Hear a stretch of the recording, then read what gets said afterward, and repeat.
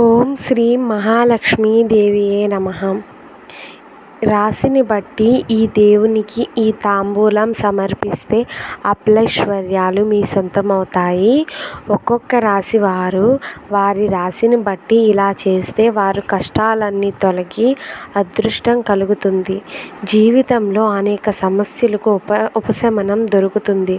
అసలు ఏ రాశి వారు ఏమి చేయాలో చూడండి. ముందుగా మేషరాశివారు తాంబూలంలో మామిడి పండు పెట్టి మంగళవారం రోజు కుమారస్వామికి సమర్పిస్తే మంచిది. ఆర్థికంగా కలిసి వస్తుంది. తరువాత వృషభరాశి వారు తమలపాకులో మిరియాలు ఉంచి మంగళవారం నాడు రాహుని పూజిస్తే కష్టాలన్నీ తొలగిపోతాయి. తరువాత మిథున రాశి వారు తాంబూలంలో అరటి పండు పెట్టి బుధవారం నాడు ఇష్టదేవతను పూజించాలి. ఇలా పూజించడం వలన ఆర్థికంగా కలిసి వస్తుంది, డబ్బు పరంగా కలిసి వస్తుంది. తరువాత కర్కాటక రాశి.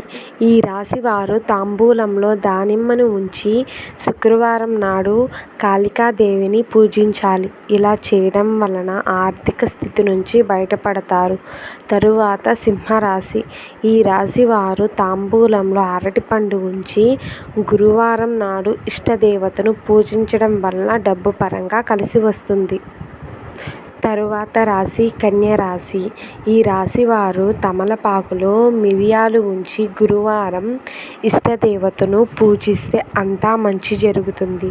తరువాత తులరాశి. ఈ రాశి వారు తమలపాకులో లవంగాలు ఉంచి శుక్రవారం నాడు ఇష్టదేవతను పూజించడం వలన ఆర్థికంగా కలిసి వస్తుంది.